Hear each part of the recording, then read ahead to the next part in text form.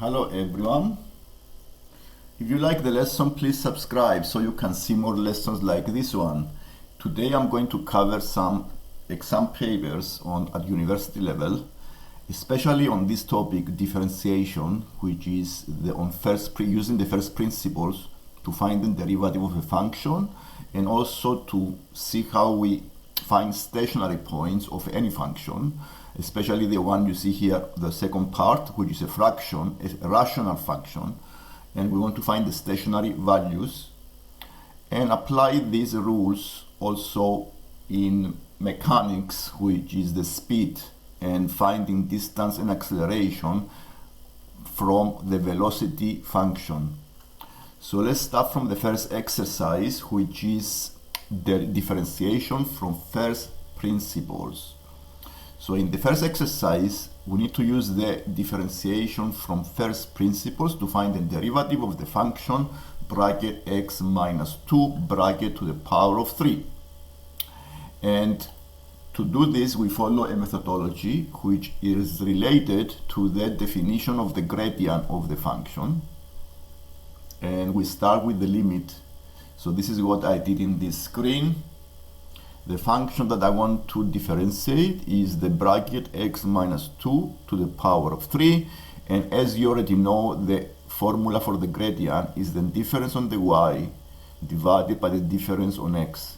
The gradient is a bit similar to the derivative, okay? It's the change of y divided by change in x. And I make the function in brief functions below the graph.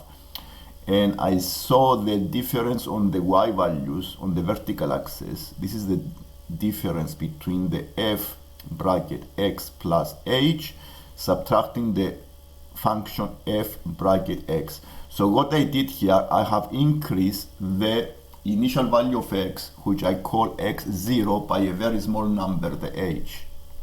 And the second value of the x is x plus h. And the image of these two values is on the vertical axis. And what I did, I created the limit of the fraction which represents the change of the two functions, the y values, divided by the change of the x values. And I make this the limit, and I make the h to be very close to 0. That's why I put the symbol h tend to 0. Then we need to find here, to apply this limit and do some algebra and find the derivative. So what I did next is to find the value of the x minus 2 to the power of 3. Because this is a bracket to the power of 3, I multiply the two brackets. I did x minus 2 times the x minus 2 bracket square. And multiplying these two brackets give me a cubic polynomial that you see here, x to the power of 3 minus 6x squared plus 12x minus 8. And therefore,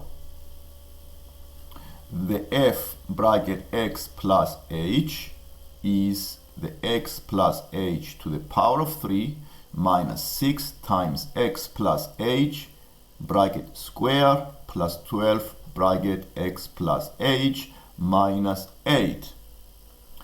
What I did next is to find the bracket to the power of 3 using the similar process. I did x plus h to the power of 3 is x plus h times x plus h bracket squared.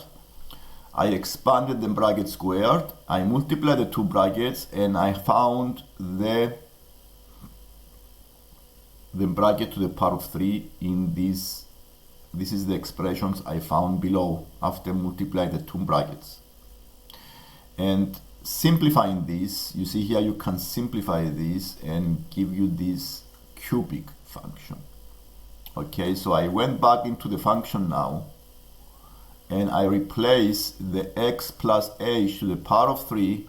This is on to the limit here. I subtracted the function f bracket x, and this is what I did on this screen here. All these terms here come from the f bracket x plus h. I expanded the brackets and simplifying them give me this fraction, and some terms cancel out. Some terms cancel out, and I simplify this by splitting the fraction in a number of different fractions with denominator h. And you see what I have here is the limit of 3x squared plus 3hx plus h squared minus 12x minus 6h plus 12. Because the h is a very small number, the effect is having this equal to 0. Okay, so I make this equal to 0, and the h is also equal to 0. So this limit tends to this quadratic 3x squared minus 12x plus 12, which represents the derivative of using the first principles. Okay, so I follow all this process here to find an expression for the derivative using the methodology with the limit.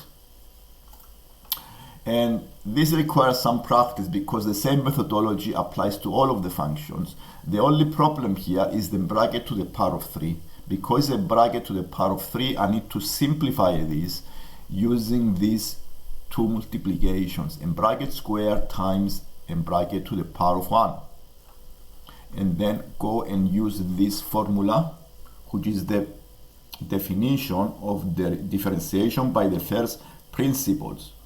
This is the formula, that is the definition of the derivative using the first principles.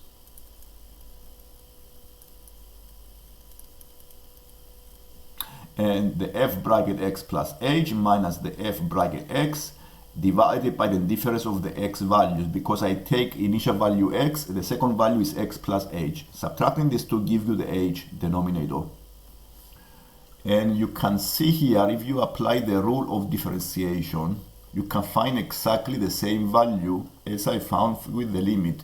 For example, the rule of differentiation of a function to the power, this is what I have here, is a function to the power. The derivative, the power comes in front, I times by the function f, I subtracted 1 from the power, and then I times by the derivative of the function.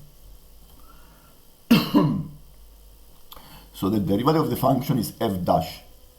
Okay, so if I apply this rule, which represents the derivative of a function to the power comes in front, 3, I subtracted 1, so it becomes 2, times by the derivative of the bracket, which is 1. Expanding the bracket square give you the 3x squared minus 12x plus 12, which is the same as the same quadratic I found with the limit. By using the limit, by using the differential by first principles, 3x squared minus 12x plus 12. You see I have exactly the same value, either using the first principles or using the rule. The rule is more simple because once you apply the formula, I can find the derivative straight away by applying just a formula. That is why we apply formulas is much better option than using the differentiation with the first principles. And this is the answer to the first part. Okay, to using differentiation from first principles, find the derivative of the function x minus 2 to the power of 3. The second part asks you to classify stationary points of the function 3x squared plus 4 over x plus 1. In this case, we need to use the condition of stationary points, which is the first derivative need to be equal to 0. And since I found the first derivative of the function, I make this equal to 0. You see the f dash equal to 0 to have stationary values. And this is the function f 3x squared plus 4 over x plus 1. So in this case, I need to use the quotient rule to find the derivative of the function f. And the quotient rule is the one you see on the screen here. F dash, if the function f is a fraction, is a g over k, then the derivative f dash is the g dash, this is the derivative of g, times the function k minus the function g times the derivative of k divided by the k square. This is the quotient rule. So I use this rule to differentiate the function f. And by using this rule, I have the derivative as you see at the end. 6x squared minus 3x squared plus 6x minus 4 over x plus 1 bracket square, which I simplify as 3x squared plus 6x minus 4 over x plus 1 bracket square. To find stationary points, I make the first derivative equal to 0, and then I solve a quadratic equation. And the two values are minus 12 and 6. Now, the two solutions of these equations are, by using the quadratic formula, as you can see on the screen, are minus 1 plus 1 over 3 square root of 21. The other solution is minus 1 minus 1/3 times the square root of 21. These are the two stationary values. And to see what type of turning point is this, I need to carry the second derivative test to see if it's a maximum point or if it's a minimum point. If the second derivative is positive, then it's a minimum point. If the second derivative is negative at this value I found, if it's negative, it is a maximum point. So I need to make this fraction equal to 0. Basically, I found the solutions, and then I need to find the second derivative and see to classify the stationary points. In this case, I need to use again the quotient rule twice because it's still a fraction. The first derivative is a fraction. I need to use the quotient rule second time. And this is what I did here. I did the calculation exactly the same way. I differentiate the numerator, which gives you 6x plus 6. I times by the denominator, and then I subtracted the numerator times the derivative of the denominator over the denominator to the power of 2.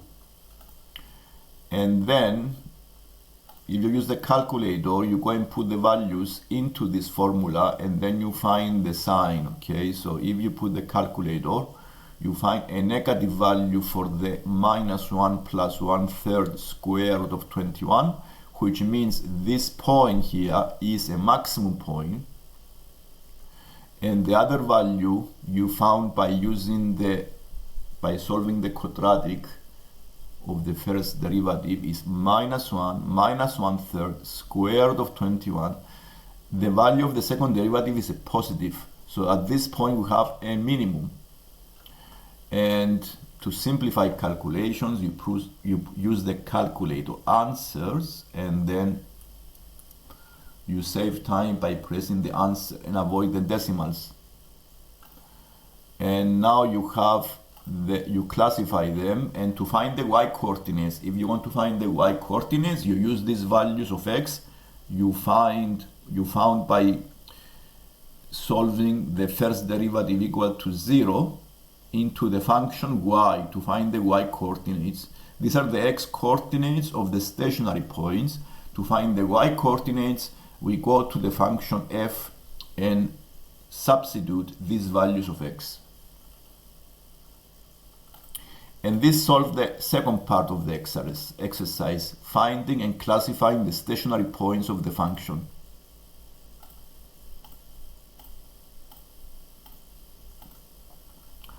This is for the part B. For the third part, we have the velocity function v is equal to the exponential 2 to the power of t minus sine 4t, and we have to find the distance and the acceleration. If I have the velocity, to find the distance, I need to integrate the velocity function. Let's see the order of operations. The order of operations, I go distance, I differentiate the distance to go to velocity, and I differentiate the velocity to go to acceleration. So if I want to go back, I use integration. From acceleration to go to velocity, I integrate, and from velocity to go to distance, I still integrate the velocity function. And because I have the velocity, to find the distance, I need to integrate, because velocity goes back to the distance. I need to integrate the function e to the power of 2t. This is what I did after that. So it is the integral of e to the power of 2t minus sine 4t dt. Doing the integration by using the rules, I have the exponential 2t over 2 plus cosine of 4t over 4 plus c. So you see here that I integrated and found the distance function. And also the acceleration can be found by differentiating the velocity function. Okay, because I follow the process I show in the beginning. Distance, velocity, acceleration. To go from distance to velocity, I differentiate, and from velocity to acceleration, I differentiate the velocity. So it's to find the acceleration, I need to find the dv over dt. I differentiate the velocity, so I have 2 times the e to the power of 2t minus 4 cosine 4t. This is the acceleration function. And this answers the exercise for the whole exercise of this exam. This is an exam question in engineering university level. And you see that I have applied different rules and different methods on each part of the questions. If you like the lesson, please subscribe so you can see more lessons like this one. And I show different levels, maths at different levels. Okay, so if you have a question, you may leave a comment. Thank you.